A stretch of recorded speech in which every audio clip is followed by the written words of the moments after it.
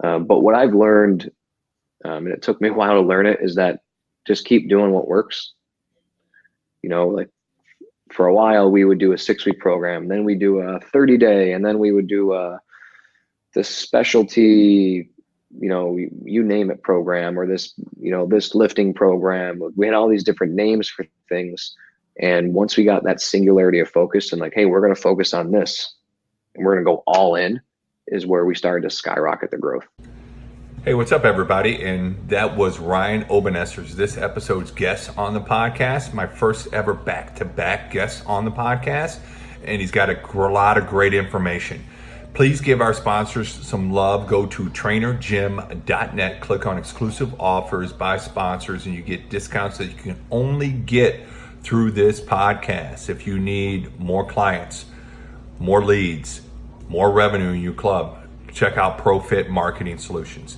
If you need a website that allows people to schedule, book, and pay for your offers through the website, then go to Offering Tree. And if you're looking for a unique soft tissue device that incorporates cold therapy, so it's also anti-inflammatory, try Cryo Releaser. You can get discounts on all of those products that you can only get through Masters in Fitness Business podcast at trainergym.net.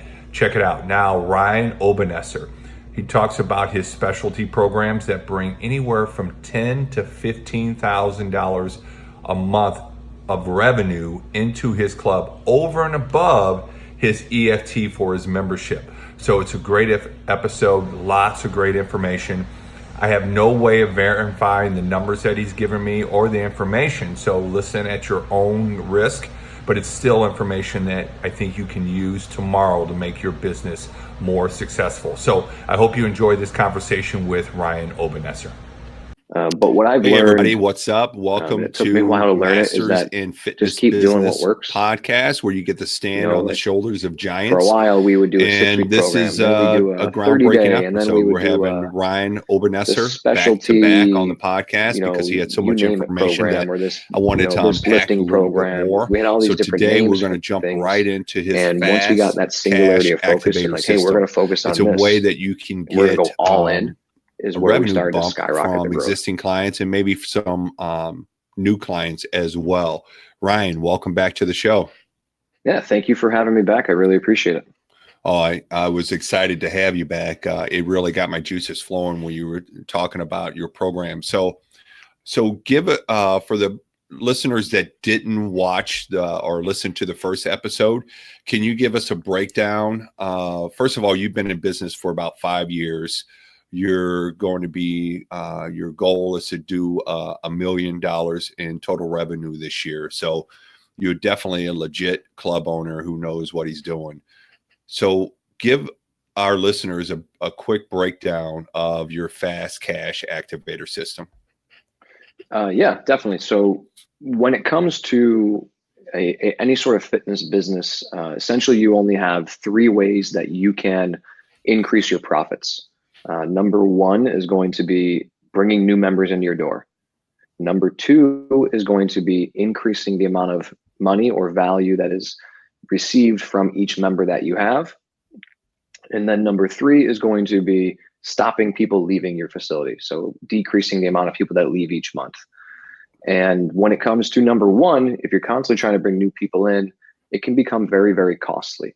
With advertising, it's very time consuming with meetings, and you put all this effort in and you might not sign someone up. So there's going to get to a point where it's not going to be the most economical decision. And it's also going to be a little bit harder to do that as you grow.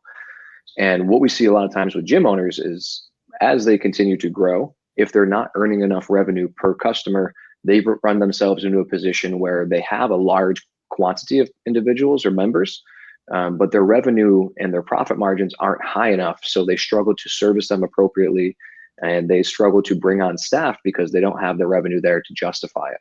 And what happens then is you're not delivering your value, your clients are leaving, and you get stuck in this kind of hamster wheel of no growth. So the fast cash activator system is really focusing on number 2 and number 3. And what I mean by that is we're working on increasing our revenue per client and then also providing them with additional value. So they're going to want to stay on with you for a much longer term. And when you look at, it costs almost 6 to 7 times more to acquire a new client than it is to keep a current client. So you naturally, you should just think that, all right, let me focus on my people first before I start to worry about how can I start bringing all these other people in the facility. Yeah, and I think that's a valuable point that a lot of owners who are new to fitness business ownership don't realize, is that when you run campaigns trying to get new clients in, like the challenges and the shreds or whatever you may want to call it, you have to spend a tremendous amount of marketing dollars, somewhere, right around $3,000 a month. And say you get, I don't know, say you get 100 people signed up for the challenge.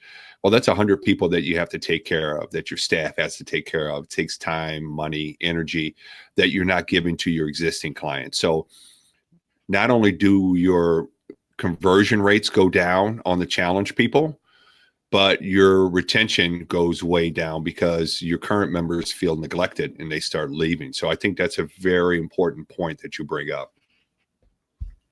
Yeah, and that was actually one of the things that sparked us to start running these programs and building more of these programs. Is we wanted to provide our current members with the same level of attention that we are providing with our new challengers or our newer members. So that way, like you said, they're going to stay with you longer. One of my new favorite quotes, I think I mentioned this in the last one, from Vince Del Monte, was that retention is anticipation. And what happens is you're going to get your clients to a point where they've hit their goals. They don't really have anything they're shooting for. They're not really, there's nothing that you need to solve for them when it comes to a problem.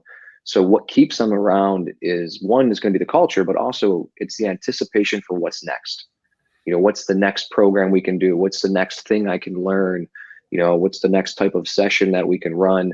There's always got to be a next thing for them to look forward to. Otherwise, we're creatures of, let's say, we don't want to be bored. So we try to escape boredom. And if your clients are bored, if they're not getting the attention, they don't have anything to look forward to, then it's not likely they're going to stick around long term. I find that to be true when you have long-term clients. That's why they leave, because they're looking for something different, something new, something to really gets their batteries charged up. And I had Frank Nash on the podcast right before you, and he said that the challenges really kind of fit the FastCast activator system really kind of fit the client's natural cycle, because each client kind of goes through times when they're like on it, right?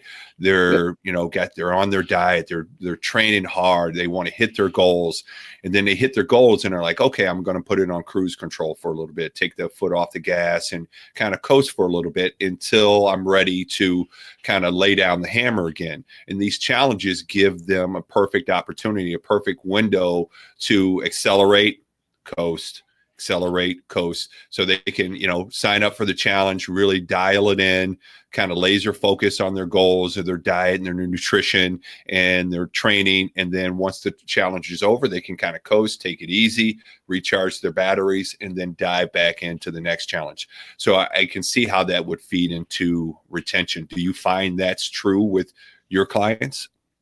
Yeah, and that's where specifically with our member challenges, so we do internal nutrition challenges for members for that exact purpose. And that's where we get specific on the timing. So we are just finishing up right now. We did a carb cycling nutrition challenge that's going to finish last week. So right before summertime, because we know that people are going to want to have those, extra gains or better results right before summer. We also know that they're probably going to coast for the next month or 2 months as we get some nice weather finally in upstate New York. So then what we'll do again is in the fall, we'll run another one.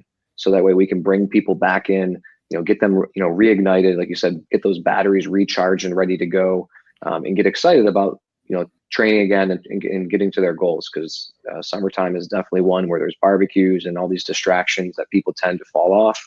Mm-hmm. So we try to time our programs appropriately so that way we can pull people back in when they need it, but also give them a little bit of a break and let them relax and enjoy themselves for a little bit. Yeah, and that's a good point, because summertime tends to be a slower time in the gym business because people, like you said, are going on vacations, they're going to the lakes, beaches, pools, barbecues, all of those things. There's all these social things, and especially, and they can just do more stuff outside. They can run, they can bike, walk, whatever it is. But it's important to keep something going that keeps them tethered to the gym, keeps them, kind of plugged into the gym, even if it's just for a little bit, so that in the fall you can fully recapture them. So those summertime programs, even though they're not as well attended, are super, super important come fall to get people replugged into the gym. Do you find that to be the case with you as well? Yeah, definitely. I think you hit the nail right in the head. That's one of the ways that we do keep people involved, because there are a lot of things that are going to be distracting to them. So keeping them plugged in will make sure that they're going to keep coming back when fall hits, when winter hits, so on and so forth. Okay, got it. All right, well, let's dive in. So you talked about the reason you came up with one of the reasons you came up with the fast cash activator system is that you discovered that clients have different pockets for expenses. You want to unpack that a little bit for the listeners? Yeah, so we started to notice a pattern, and I've heard this from many gym owners. You'll see this across any fitness business where you do have your clients that are going to come to you, and if you charge a monthly rate, they're paying a monthly membership. But once a week they might go and do a spin class, or they might go and do some yoga program, or they're going to go and order supplements, or they're going to go and order prepared meals. But they're going to do all these other things that do fit within the realm of health and fitness, but they ended up spending their money at a different location.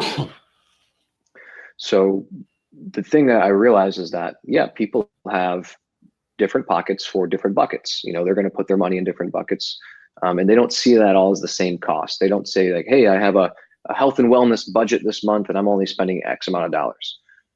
Some people who are good at budgeting might have that, but for the most part, people don't think that way. They see it as a different expense. So we started to implement some of these additional programs, some accessory programs where we could provide value to them, different than what their membership is. And we found that people are more than happy to go in that other pocket and put that money towards it. So then the question is, why would you want your members to go spend money somewhere else if you can have them spend it with you? And that's kind of how this got kicked off, with both our active fast cash activator systems and the passive ones. Okay. Now, when you say active and passive, can you describe that? Yeah. So an active fast cash activator system is something that requires manpower to run. So this is going to be your specialty programs, your member challenges, a seminar, anything like that, that's going to require either yourself or a coach to spend time implementing it, building it out, and then, running it each week. A passive one is going to be, the commissions that you make on supplement sales. It could be prepared meals, apparel, anything where there's not much manpower that's required to get that extra profit, would be considered a passive one. So you don't have to do any sort of activity. Awesome. Okay. That makes total sense. So do you have a strategic calendar that you use to run these, and what does that look like if you do?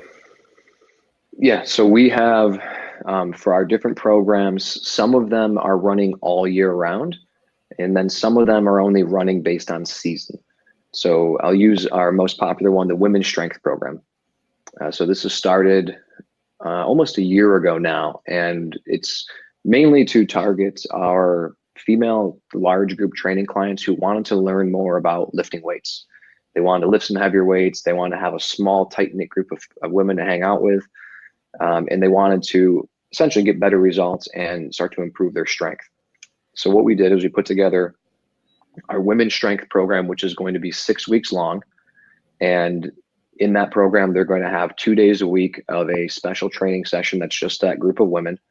And that's going to be focused on the strength training. It could be learning barbell movements, but essentially doing things that we're not going to be doing in our large group training sessions.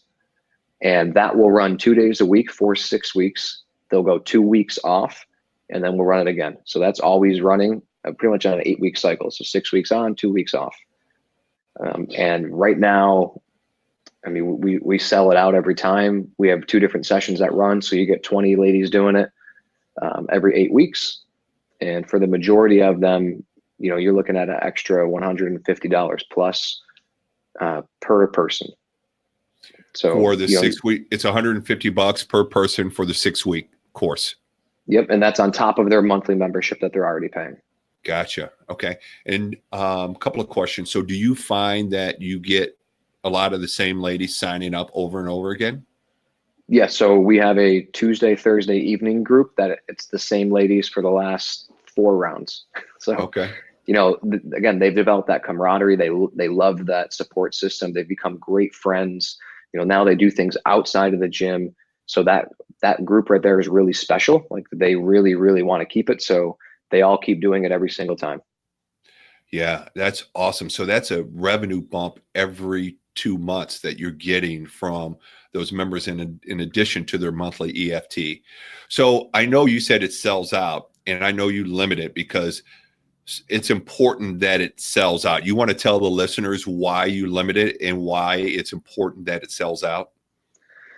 Yeah, so 2 reasons that we limit it. One is because it is something that is special. So it is not a normal program that we're always running. It is seen as a special program.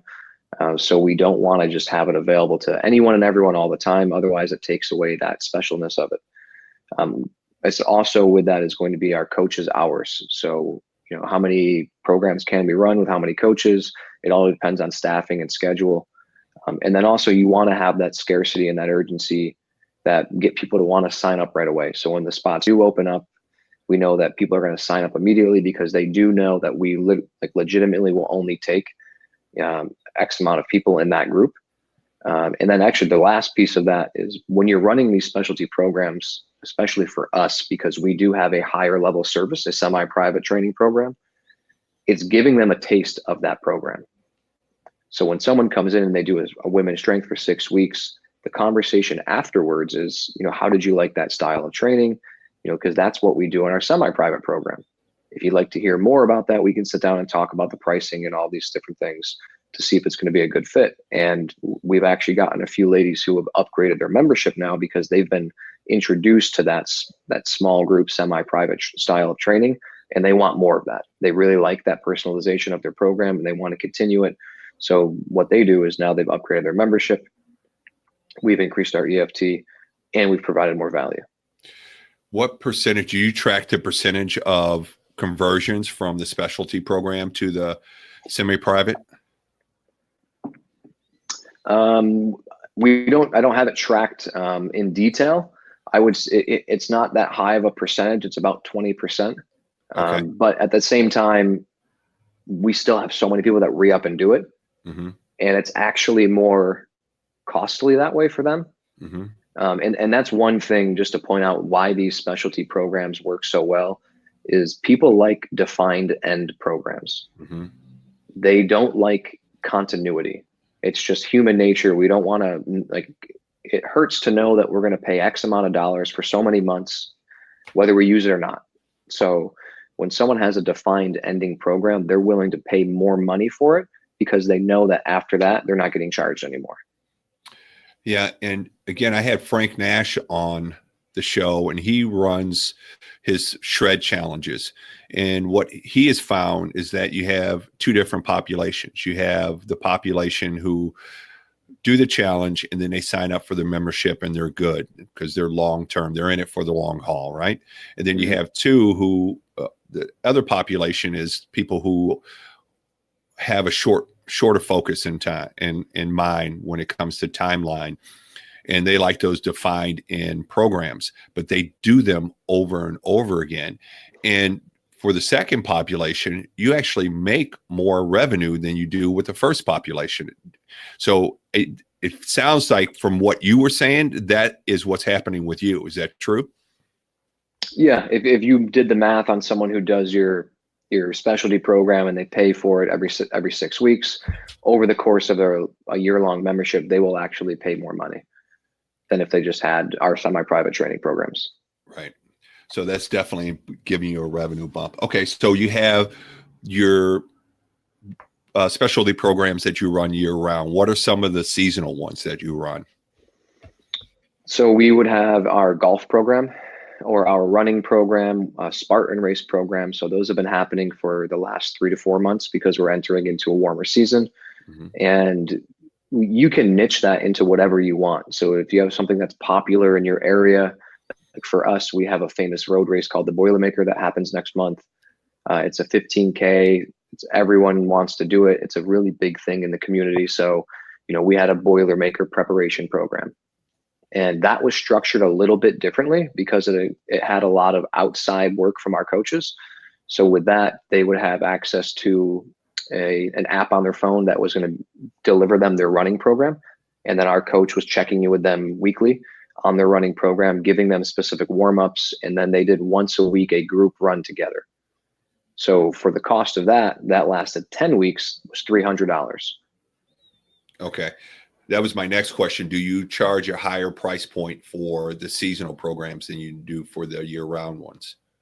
So it depends on what's being offered. So that's one of the only ones that's a different price point, strictly because it was a longer duration and there was a lot more outside interaction and work for our coach who's running it to do than just a normal program. Okay.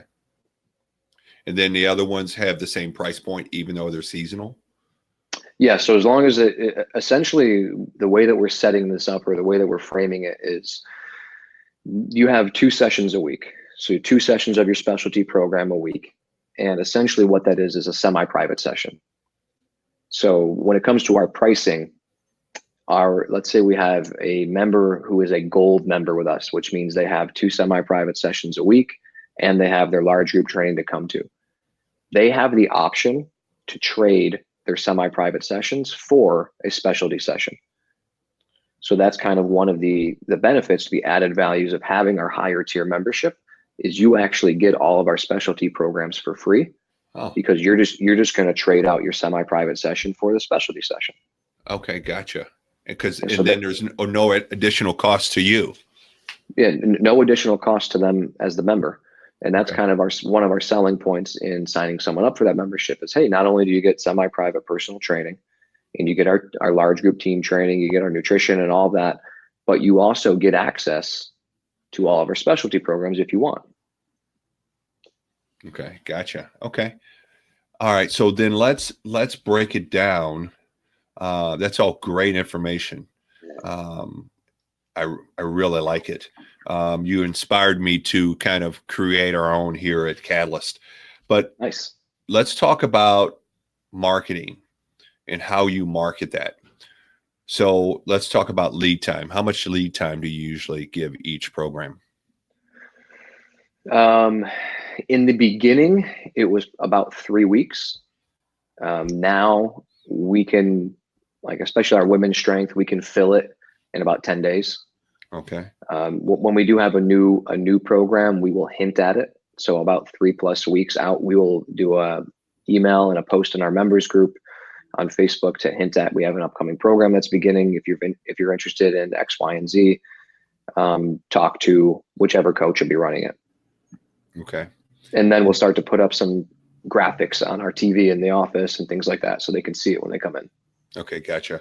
And then as far as marketing language, what do you use? Do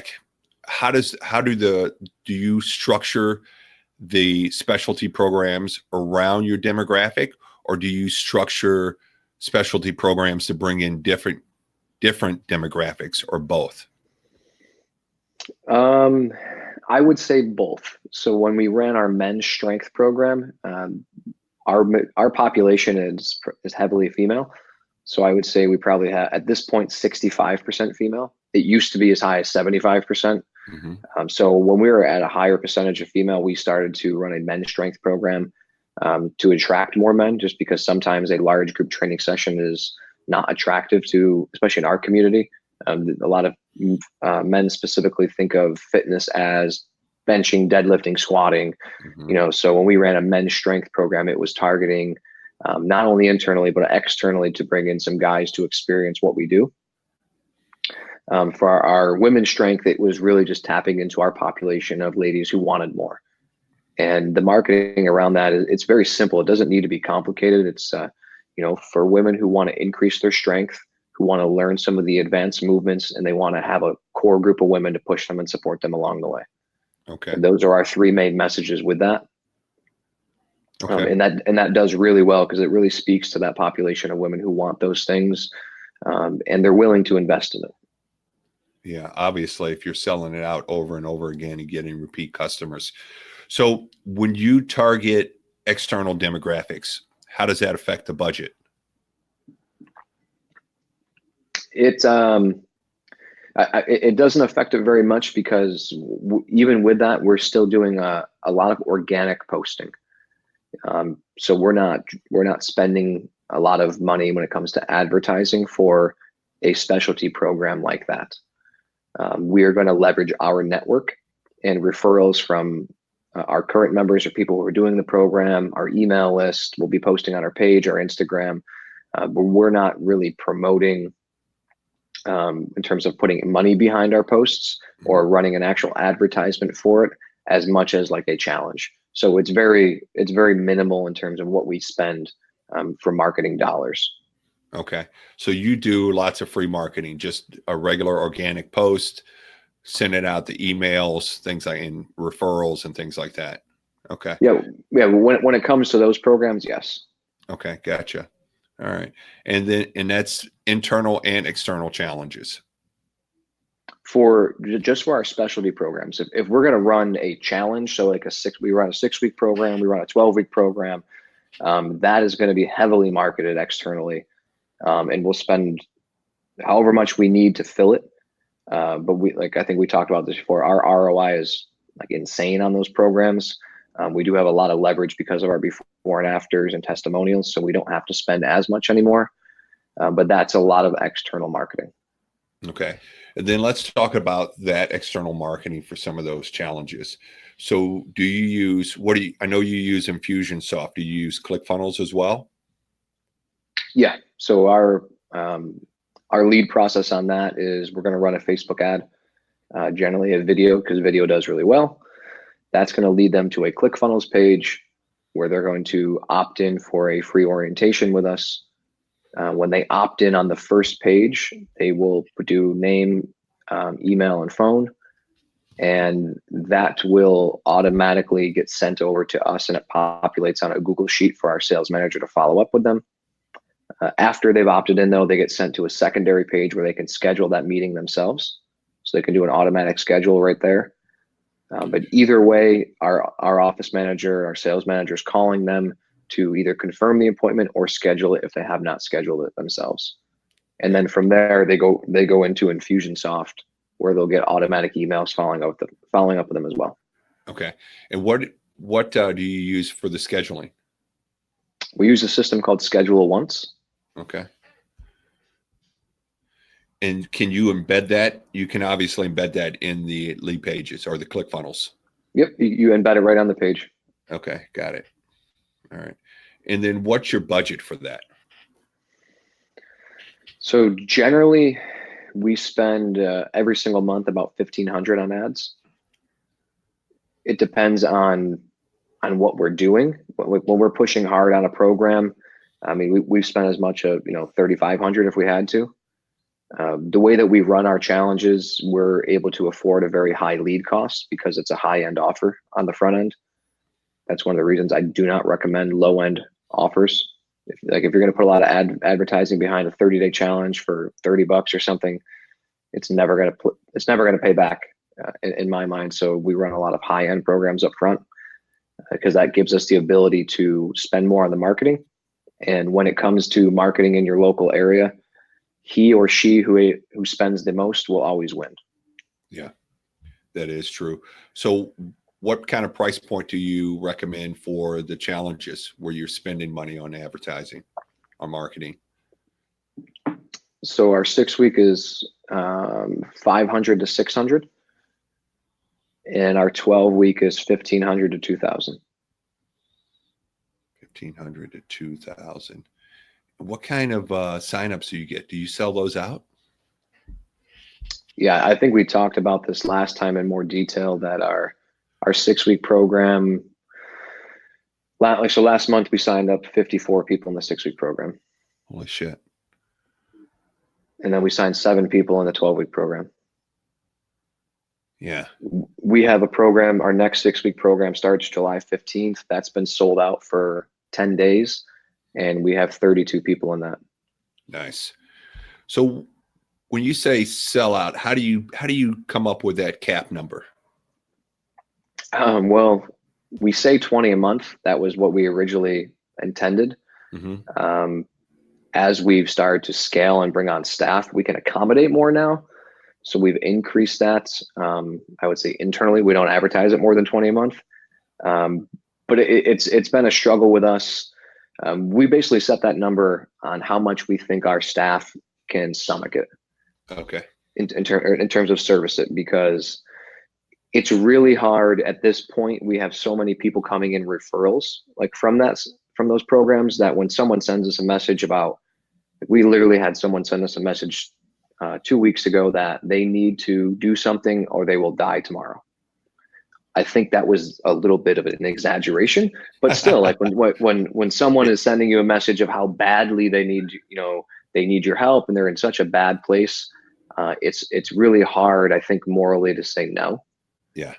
Unless that person has a health concern that we can't accommodate, that's really the only time that we have to turn someone away. Is if we simply just can't accommodate your health concern, your injury. Yeah. So that's why we end up pushing our numbers a little bit off the 20 on some months, but we do like to keep it capped just because of like, you want to have real scarcity, you want to have real urgency in your marketing. You don't want it to be a fake thing. Right. I got it. So do you run these challenges in member specialty programs simultaneously? Yes. How So go ahead. Go ahead. How does that work? A lot of systems and a lot of communication between the staff. Okay. In the month of May, like I said, we had 54 people in a 6-week challenge. We had 7 people in a 12-week challenge. We had 20 people in a women's strength program, 6 people in a Spartan prep program, 4 people in a running prep program. And we also had 48 people do a member nutrition challenge. Wow. So that's all revenue coming in addition to your EFT. Yes. That's fucking impressive. Okay. So tell us how that breaks down. Do you, how do you delegate that, and what kind of systems from a staff communication, client communication, how does that work? So go ahead. Because I don't imagine you started that way. You probably started with one specialty program or one challenge and then started to layer it as you built up. So you probably started small and got there, but tell us how you started small and where you are now. Yeah. So we started running our 6-week program just about 4 years ago. And we call it the Take Back Your Life program. And the reason that we do that, and we call it a program more than a challenge, is because it puts the idea that it's a long-term commitment versus a 6-week weight loss challenge or a 6-week slim down. That right there programs people psychologically that, hey, at the end of this, I'm done. Mm-hmm. So our Take Back Your Life program, everything that we do from the intake on is framed as a long-term commitment, a lifestyle change. Someone's literally taking back their life. So that was the first program that we ran. And now 4 years later, it's gotten hugely popular, especially because we started running the money back idea just to increase our leads. And it's worked out because not only that, we get way better results of people when they have some money on the line and they get to win it back. And again, we convert a serious amount of people. It's like 70% of our people convert into our long-term program. So it's been very good for us. From there, we started to build on with our other programs, and really it comes down to that teamwork and delegation and communication. So our director of performance, his name is Joe. He runs all of our sports. So anything to do with sports performance, he handles it. He oversees it. He programs it, sells it. It does everything. Our head coach, Carly, she runs our women's strength program. She runs our member nutrition challenges. And again, she oversees it. She makes everything, sets it all up. And our other coach, Ben, runs our Spartan program. We have another coach, Vicky, who runs our Boilermaker program. And the way that we do that, and the beauty of this system and why it works so well is because we really incentivize them. So as soon as they start with us, we have expectations that we set, of we want you to be able to run these sessions. We want you to get a few personal training clients. And then we want you to create your own specialty program by the time we reach, let's say 6 months. So they know right out of the gate what's expected of them. Now, the cool thing for them is that we pay out a 50% commission on the specialty programs. Okay. So we're willing to pay out a very good commission to them as long as, myself personally, my fiance who runs the facility with me doesn't have to do anything. So, you sell to people, you set it up, you run it, you execute everything, and we'll cut you 50%. So that puts a lot of incentive on them to push it, to promote it. So that's where a lot of our internal, let's say our organic free marketing comes from. It's them pushing those sessions. It's them talking about it. It's them following up. And then the way that we all communicate as a team is we use a few different systems. We use Slack, if you're familiar with that. Yep. That's most of our staff communication. Mm-hmm. And then we also use a lot of different Google Sheets. So that way we can track, who's in the program, who's paid, what they owe, all of that. And that makes it pretty simple on my end when it comes to sending out our payroll. I know exactly who did what and, who's going to get their commissions. Gotcha. And then how do you have staff meetings? Yes. So we have a bi-weekly staff meeting, which is everybody. And then we have a bi-weekly coaches meeting where my head coach, Carly, and director of performance, Joe, run that. And it's just for the coaches to talk about anything with programs, training, whatever needs to be discussed. Okay. Gotcha. So you just have a meeting every other week. Other than that, you're communicating through Slack and the Google Sheets. Yeah. And then I also do a weekly vision email. So every Monday I send out an email to the team that breaks down pretty much our last week. So a review of what happened last week, what's coming up this week, new members that have joined, where we're at on different programs. So that way everyone's on the same page. And then I also put a whole section in there of pretty much the insights and, values I've learned or, revelations I've had throughout the week from the studying I've done or some of, things I get from my coaches. So that way I'm also passing on that knowledge to them. And then I finish that email with an accountability check-in for them to write back to me if they, what'd you accomplish this week? What's your obstacle? What's your goal for next week? If you didn't hit it, why or why not? What do you need from the team? What do you need from me? So that way it gives them a direct communication with me every single week for anything that they need help with. Okay. And then I got one more. There's a lot of it. Yeah, no. I'm all ears. Every week on Monday, I have a one-on-one meeting with our sales manager to talk about last week and then what's coming up. Tuesday with our head coach, Carly, about what she's working on and what needs to be delegated for our coaches. And then Thursday with our director of performance, Joe, to talk about our athlete programs, where we're at and what we need to do going forward. Okay. And then they take those into their bi-weekly meetings. Yep. Okay. And do you sit in on those bi-weekly meetings? On the coaches meeting, I don't. On the staff meeting, I am there. Everyone is there. Okay. Gotcha. Okay. Yeah. So you're a busy dude, but you're also making a lot of money, which is good. Your club's making a lot of money, but it's not by accident. Okay. And then where do you see yourself going from here with the specialty programs?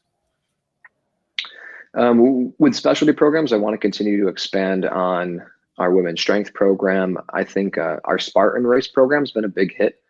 It's been really cool to see that the way that these have been set up is at the end of it, generally the team will go into a Spartan race together. So it's got a really cool, I'd say, celebratory experience for them to go. And a lot of people doing their first Spartan race, they've never experienced it. And it's piquing a lot of interest of our other members because they see these strange workouts or strange activities. Our coach set up out in our parking lot. He put some hay bales up so they could practice throwing the spear. There's a lot of different cool things that people get to do with it. So I think that's going to be big. And then I would like to, just to continue to expand on how many of them we're doing for each. We started out with our women's strength of just happening at one time. Now we have 2 different sessions that we run. I think that can grow. We had to put our men's strength program on hold just because we had better opportunities with our athletes and with our other programs. So I'd like to see that come back. But what I've learned, and it took me a while to learn it, is that just keep doing what works.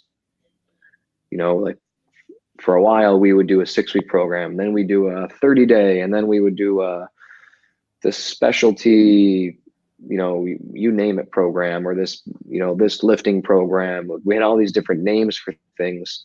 And once we got that singularity of focus and like, hey, we're going to focus on this and we're going to go all in, is where we started to skyrocket the growth.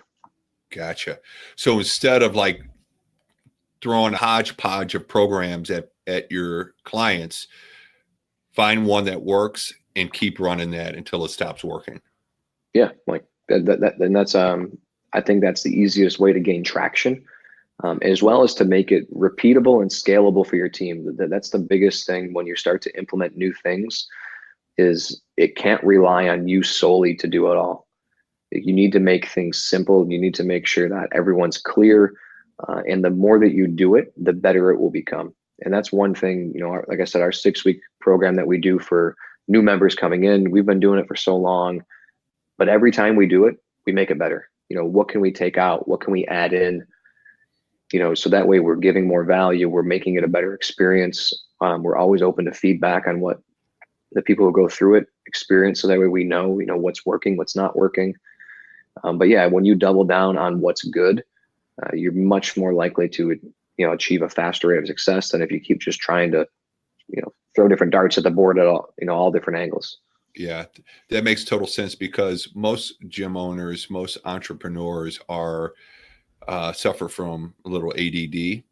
And so they're always trying, the next shiny object, and see if that works, see if that's the magic bullet to put their business over the top, instead of sticking with what works and fine tuning and, like you said, scaling it and tweaking it.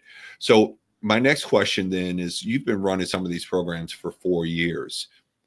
Do you notice that there's a life cycle to them? I think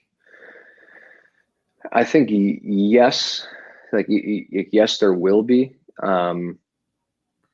We haven't experienced too much of that ourselves, where programs have died out that we used to do. I would say, one thing specifically is, years ago, TRX was really big in our area. Where I'm located in upstate New York, we tend to be about 10 years behind but when it comes to fitness and health. Mm-hmm. So we just discovered TRX literally 5 years ago. Okay. There was one place running TRX, so that was really big. We actually had a TRX specific session. And then that kind of died quickly. It just didn't catch on like we thought it would. So we kind of abandoned ship and we changed our large group training to just one thing, because we were trying to do too many things at once. Okay. The one thing I guess my recommendation for coaches or business owners when it comes to fitness, it's helped me tremendously, is to learn to run with blinders on. So I can honestly say that I block every person locally that has anything to do with fitness when it comes to social media, because I don't ever want someone else's actions to dictate mine. So I don't, that, like you talked about the entrepreneur ADD, it's very common to see that, oh, hey, this place over here is doing this program, let me try that. Or, hey, I saw that so-and-so is doing these workouts, let's try that.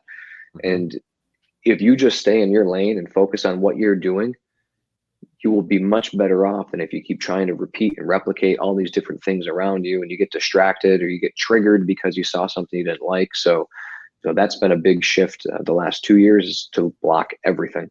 I don't know anything about any business locally. Yeah, I had a guest on a while back, Joel Capra. He's down in Dothan, Alabama, and he talked about that. He was struggling, and he had all these CrossFit boxes open up that looked like they were being successful. So he said, well, let's do CrossFit. Problem is that he sucked at CrossFit. He wasn't any good at it, and it almost drove him out of business. So he gave up on it and went back to what he was good at and focused on that. And lo and behold, he became more successful. So just because something looks like it's doing well doesn't mean it is doing well. Just because people look like they're making money doesn't mean that they're making money, unless you can look under the hood and look in their books and say, okay, this is doing well. They're crushing it. Maybe they have something here. So I think there is definitely something to that. Putting on the blinders and simplifying things and narrowing your focus, but that's a lot easier said than done. So how do you do that? How do you yourself do that? I guess short answer is anytime. All right. So I know all the local facilities. So when we opened, we had 8 other facilities open within a 12-month span after we did. So I know all the other facilities locally. And if I see any of their posts or ads, I just click the little dots in the top right of the corner and I say, unfollow, hide, don't show me this again. Okay. If I see someone who checks in there, I unfollow them. Like if I like, and like that's how extreme I've taken it. Is essentially, and my coach Craig Ballantyne talks about this. Is social media as a business owner is not social; it's business media. Yeah. So do not follow anything that doesn't serve you. So if I'm have people popping up in my feed that are just saying negative things or just doesn't align with what I'm trying to do, then it's a very easy decision to just unfollow and we're done. And then you don't think about it. And at first it's hard because you're like, oh man, like, what if I missed? I guarantee you will not be thinking about it 6 months later. Like yeah, you're not FOMO. even gonna, like you're not gonna care, I promise. But and exactly what you said is the reality is much different than the presentation often with businesses. Mm-hmm. The short little story, I was out in Colorado last August visiting my aunt and uncle, and she had this place she trains at. She loves it. She wanted me to go see it. So we met the owner, and he was crushing it. Said it was doing awesome, this and that. They've been open for 10 years. It's amazing. Well, she called me 2 weeks ago and said, the place is closing. Do you want to buy it? Talked to the guy, and apparently it wasn't crushing as much as as much as would let on to me. And it's actually, in like a 2K deficit every single month. So you can't always believe, what you see or what you hear. And chances are, if someone is ever crushing it, they don't need to tell you. Right. That's the one thing I've learned is when someone's successful, they generally don't have to keep telling you how successful they are. Right. Yeah. The proof is in the pudding. Yeah. And one of my coaches, Thomas Plummer, he says just the same thing. Just because they look like they're making money doesn't mean they're making money. Because there's a CrossFit place literally down the street from my house. And every day we see the CrossFit classes running up and down the street. And my wife would always go, oh, they're doing well. I'm like, they got people there, but I don't know if they're doing well or not. So I don't even pay any attention to it, like you said. But like you said, it's easier said than done. But I like that because I agree. Because I run into people all the time that says, oh, I don't do social media, or I don't do Facebook or Instagram or whatever. And I do it just for business. I do it for Catalyst. I do it for this podcast, but that's it. I do very little like personal stuff because it is a business. So, but I like that to kind of hide post, and so you can narrow your focus. That's a good tip. Okay. Any other tips that you have for business owners, fitness business owners out there that may want to start doing some of these defined end programs, specialty programs, challenges, or gyms out there that are struggling? Maybe they are in a 2K deficit a month, and what they can do to help that out. Yeah. So for those that are looking to start one of these programs, I think the first thing would be to look at your demographics. So look at your population and your membership. And if you can't tell just by that of what you think would fit for them, then just ask. We do different polls all the time. What would you like to see more of? What would you like to see less of? Hey, is any like that? That's how I know you asked about marketing for these programs, and honestly, it's literally just a post in our member group. Hey, like our one coach, the director of performance, Joe, he did a powerlifting program last summer because he wanted to make some extra money. So he said, hey, thinking about doing a powerlifting program, meet once a week on Saturday. it'll be 6 weeks long, just $100. Well, 10 people are like, I'll do it. So just something as simple as that, where you just kind of feel it out and you see what people like. We've done programs that didn't work. It just might take time. Our first Spartan program had 2 people in it. Yeah. Now it's building to 6, and then it's going to build again. So it does take time with these things, just like anything, to get it rolling. So I say step number 1, pull your people and see what it is that they want to learn more about, and then just give it to them. Okay, got it.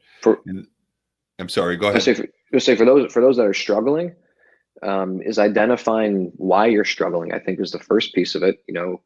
Either, like we said, number 1, you're not getting enough members, so you're not bringing in new people, or 2, you're not earning enough money per person, or 3, you're losing too many people. Those are the only 3 ways that you could be failing. And then once you identify which one it is, it's much easier to create a target or create a path to go on to fix it. Gotcha. All right. All great advice. Great advice. Well, like I said, this is an unprecedented show. It's repeat back-to-back guests with Ryan. This has been awesome. So I don't have any final questions for you, other than that's it. So I think, thanks for coming on. Again, where can people get in touch with you if they want to find more information, learn more about it, get involved, all that good stuff? Yeah, so Instagram is probably the most direct. That's at Ryan Obernesser. My website, ryanob.com. Or I do have a 8-week course for gym owners who are looking to make more profits, that are struggling, and that is gymprofittakeoff.com. So JYM. Yep. Okay, gotcha. Gymprofit.com. Okay. Ryan, thanks again, man. This has been great. And I would like to, again, reserve the right to have you back on, because these 2 podcasts have been very informative. And I just got a message on my personal Facebook page from Joel Capra, the guy who did the CrossFit and almost went out of business. Yeah. And he said the podcast he listened to, actually, it was Frank Nash, because I haven't released yours yet. He said it was off the chain, so keep them coming. So I'm looking forward to pushing these 2 out. I think they're going to do really well. And thanks again for taking the time. I appreciate it. Yeah, my pleasure, man. Okay. All right. Thanks, man. Have a great day. Yeah, you as well. All right. Bye.